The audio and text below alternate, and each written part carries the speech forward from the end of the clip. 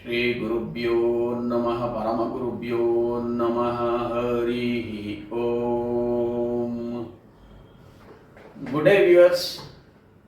Probably most of you, including myself, we have heard names like Narakasura, Bakasura, Bhasmasura and some other asuras, lesser known asuras. Today I am going to talk about one more strange asura which appears in Vedas, Mahabharata and various Puranas. Many of us would not even have heard of this great character. This asura was both godly and also demonic at the same time.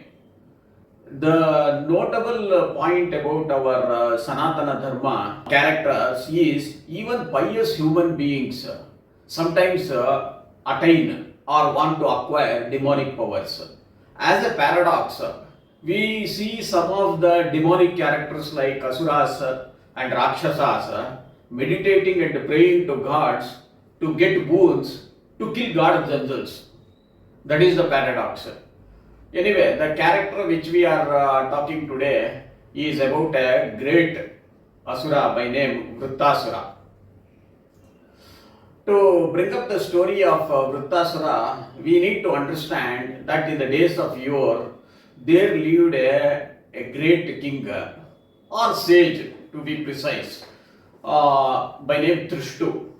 He had a son named Vishwarupa. Vishwarupa was a very powerful rishi and he did a lot many penances. This actually unsettled the minds of Indra, that is the king of gods. Though Indra was in Swargaloka, he was always under the fear that some demon or some human being or some Rakshasa or some sage having acquired great powers will usurp his kingdom. He was always insecure of his throne. It was a constant watch for his chair. Just like our politicians are also, they are constantly watching for their chairs. Any day it would be pulled out and they will fall down. Indra, fearing that Vishwarupa may usurp his kingdom, he killed this great sage and he thought he is safe. Having killed Vishwarupa, he incurred the wrath of his father, that is Trishtu, because though Vishwarupa did not engage in any battle with Indra, still Indra killed Vishwarupa. So obviously Trishtu was very much dissatisfied and he was very angry with the behavior of Indra, and he thought to himself that let me do a yaga and beget a son who is very powerful so as to kill Indra himself. So accordingly he performed a very great yaga and invoked the god of fire. It is said from the embers of the sacrificial fire there arose a very powerful person or a asura who was very huge, powerful, gigantic in appearance. It is said the asura who was named as Vritasura, the hero of our story today, had a height that surpassed the height of the mountains itself. So, matching his huge height or matching his tall structure, he had a very powerful body ready to destroy anything with a big and powerful mouth and also very strong muscles. He walked with a confidence on the face of the earth that made others to shiver. When Vritasura arose from this sacrificial fire, all the demigods were totally horrified beholding the terrible persona. Such was the figure or the persona of Vritasura. The news of birth of this Vritasura who came out of this sacrificial reached the ears of Indra through his informant. The informants also informed the Indra that there have been lot of bad omens everywhere. Crying of dogs and wolves, the hooting of owls, braying of donkeys at night, and the strange behavior of so many birds and animals somehow made them think that a great disaster was about to take place. And it is also said women and children during the previous night and the next night had nightmares and they were crying in fear.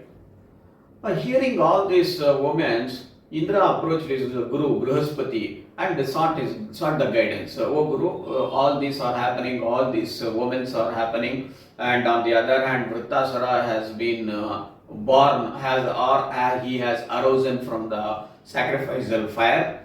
So, what is my position? Brihaspati is the guru of gods.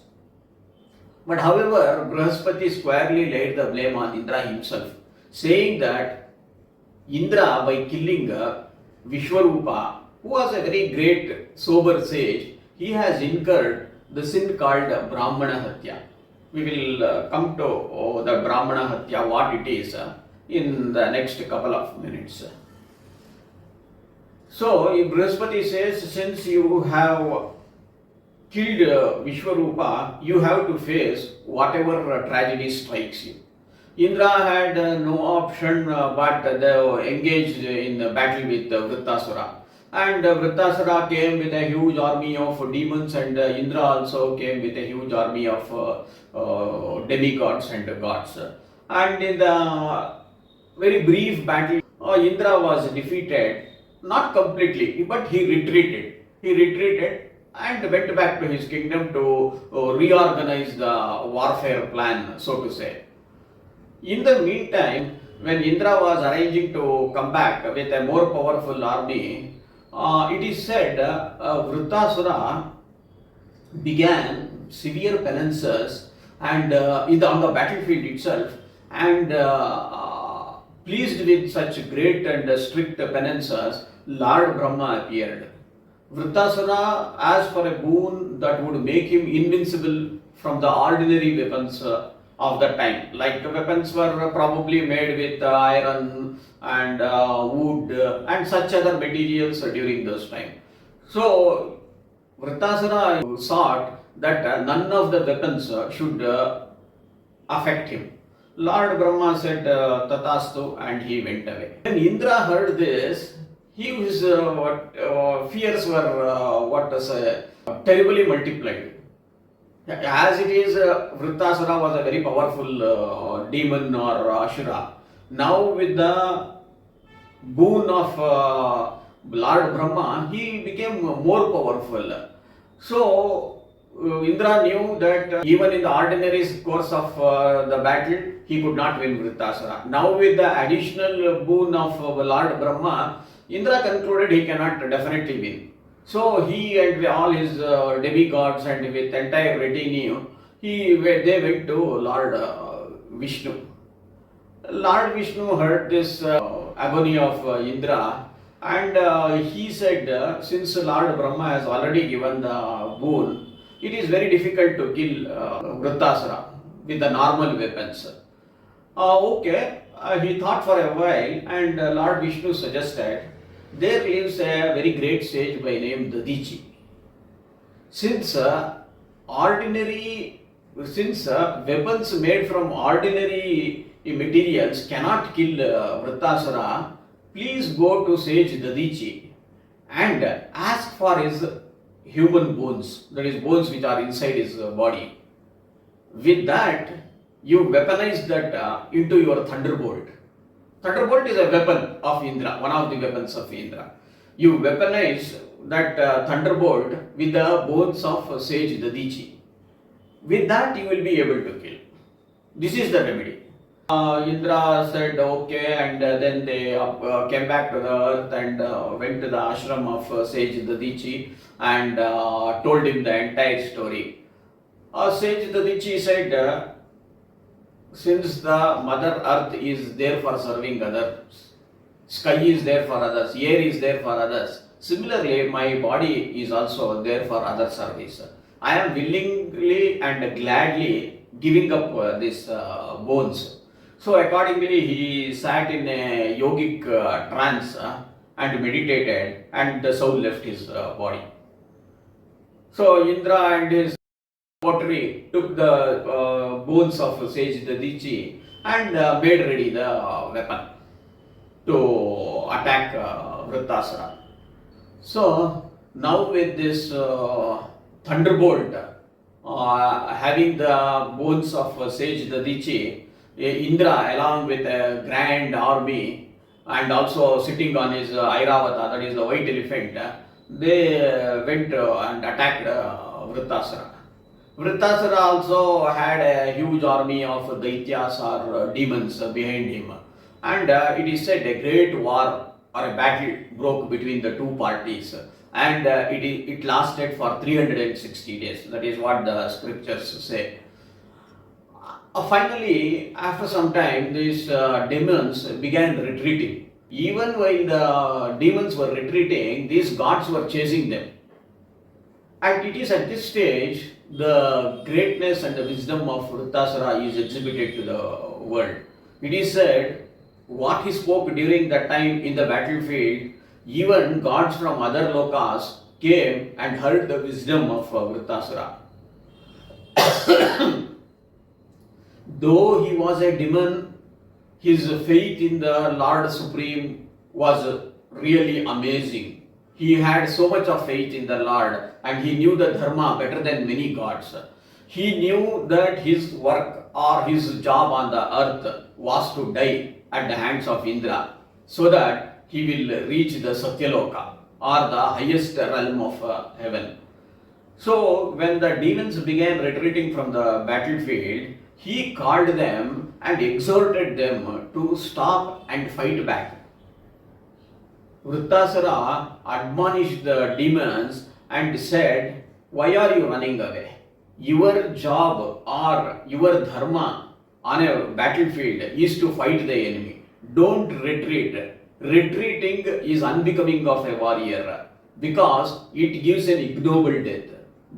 He says there are two ways to attain a glorious death. One is by the way of sacrifice of the one's body through yogic trance, just as sage Dadichi did that. The other is to die in the battlefield and earn the name as a glorified death, then run away, which is against the principles of war during that time. In Garuda Purana, it is said, a person who dies or when the soul leaves the physical body, the pain the body experiences will be as though it is bitten by 1,000 scorpions at a time. Death that way is described to be painful when the body struggles to let go of the soul, which is trying to go out of the physical body. You may all have known or heard or practiced that when we go to a temple after the darshan, generally it is the normal practice. I don't know, many of you may do this, or even if you do this, you may not know the significance. The thing is like this, when you go to a temple and have a darshan, generally we sit for a couple of minutes in the temple precincts. The reason being, it is said we have to say to ourselves and pray to God there in the temple precincts two things. One is, "Oh God, bless me that again and again I come to this temple and have your darshan." And the second thing is, when I die, let it be a peaceful death, or more appropriately, painless death. Vritasura says, instead of dying at home or at your place with lot of agony as the body suffers because the soul is about to leave, die in the battlefield. That earns you a better or a higher realm in heaven rather than just dying, because the dharma in any war is to fight, not to retreat and die in the battlefield. So even in spite of such sermons, the Rakshasas will run away from the battlefield, leaving Vritasura alone. Now, Vritasura, after exalting his side of the demons, he sees these demigods chasing these demons. And then he sermons to the gods themselves, saying that O gods or demigods or the warriors, whoever was there on the battlefield, where is your dharma? As per the rules of Dharma Shastra, in a warfare, you should not attack a retreating parties. My side of the demons are running and you are still, even though they are retreating, you are attacking them. Where is your dharma? You being gods. He says that warriors in a battlefield should not attack after evening or night. That is when the conch is blown, signifying the end of battle for that particular day. Similarly, battle or warfare cannot be engaged with old men or retreating enemy or handicapped warriors or with women or children and all those who are intoxicated by wine or mentally mad or retarded. So with such people or with such an enemy, a war cannot be fought, a battle cannot be fought. Vritasura, quoting these rules of warfare to the gods themselves, asks the god to stop attacking the demons. But on one hand, the demons also did not listen to his wise words. And on the other hand, the gods also did not listen to Vritasura because they began chasing the retreating enemies themselves. When neither the demons or gods listened to his words, Vritasura came out strong in all his glory on the battlefield with an intent to kill Indra. Seeing this, Indra hurled a mace on Vritasura. Vritasura, he was, because of such a huge persona, he just caught the small mace of Indra and threw it back with such a force that both Indra and Airavata fell down. Thunderbolt which he was carrying, Indra, even that fell down. Here again, Vritasura shows his greatness or the dharma in the warfare, saying that, O Indra, though you are my enemy, your thunderbolt weapon has fallen down. I will wait here, pick up the thunderbolt and then attack me. And not only this, you have done a great sin by killing a Brahmin, that is Vishwarupa, who is my brother. It is also believed that Indra learnt the art of Narayana Kavacha through Vishwarupa himself, and having learnt, he killed him. So Vritasura says to Indra, your sins are manifold. When I kill you, even fire will be ashamed to touch your body, because such you are loaded with such sins. And whereas Vritasura says, if I get slayed by you or if I get killed by you, I will attain the lotus feet of Lord Hari or Lord Vishnu. Indra, listening to these sermons which Vritasura gave to the demons, which he gave to the gods, and which he was telling Indra himself, was just amazed, and he was still debating whether I should really kill this godly demon, so to say, because he was so virtuous. Though his appearance was demonic, he was so virtuous. He knew the Vedas, he knew the Dharmas, he knew the Dharma Shastra. So should I really kill him? If I kill him, just like I killed his elder brother Vishwarupa, will I incur the sin of one more Brahmana Hatya? I am really confused. While he was thus debating without engaging or without trying to attack Vritasura stayed on the battlefield and he began praying to the god. Just imagine a demon praying to the god. He says 4 stanzas or verses which contains gems of wisdom, which I will tell you now. Each of these paragraphs were exhibited the great knowledge and awareness of Dharma of Vritasura. So let us just go through that stanzas or verses one after the other, and after each shloka I will just give in brief what is the transliteration or the high level meaning. The first one goes like this. Aham hare tava padaikamola dasanudaso bhavitasmi bhuyah manah smarete supatar gunente granika karma karotu kayah. In the first shloka, Vritasura says, O Lord Hari, I want to become your servant, of the servant of your lotus feet. I will engage all my senses and mind only in the perpetual remembrance of you, O Lord. Please grant me that wish. Let me be dasanudasa, that is, servant of your servant, because I can't become a servant directly to you. Let me become a servant of your servant. You please grant me this. And the second verse goes like this. ननाकपृष्ठं न च परमेष्ट्यं न सार्वभौमं न रसाधिपत्यं न योगसिद्धिरपनर्भवं वा समञ्जसत्वा विहार्य काङ्क्षे. O Lord, I neither desire the lordship or authority in any of the lokas, nor do I want great powers like mystic powers. I do not want them. I do not even want liberation from this life. I just want my spirit or my soul to gain enormous spiritual knowledge and unwavering or unfaltering devotion towards you. This is my prayer, O God.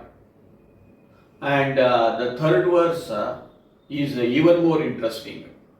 अजातपक्षा इव मातरं कगाः स्तन्यं यथा वत्सरथाक्षुधार्थः प्रियं प्रियेव विसितं विसन्न मनो अरविन्दाक्ष दृदृक्ष्यते त्वाम्. In the third stanza, Vritasura says, just like a baby bird which is dependent on its parent bird for food, and a calf which is dependent on its mother for the milk, I do not want to be dependent on you just because I want to live. You understand the difference? Here, a baby bird is asking for the food and the parents feed because it is a self-survival instinct, because there is a selfish motive to live. Similarly, and the baby bird doesn't do anything because it is incapable. It is just sitting in the nest waiting for the parents to feed it. Whereas a calf, it makes some effort. Like if it is hungry or if it wants the milk of its milk of the mother cow, it runs towards the cow and then feeds. So it is making some effort to sustain itself or to live in this world. But I do not want to live in this world with any selfish intent, or I do not want to make any effort to live with the sole intention of living. I want to serve you just as a wife serves the husband without any expectation. It is the Dharma. Whether the present day wives do or not, I think viewers have to tell me. But this is strictly as per the shastras. So Vritasura says, just like a wife without any expectation serves the husband, I want to serve you, O Lord. A baby bird is protected by the mother bird. A calf also wants to live, that's why it runs to the mother cow. But whereas a wife, she does not expect anything. She serves her husband willingly and out of devotion and love. Similarly, I want to serve you, O Lord. Sorry.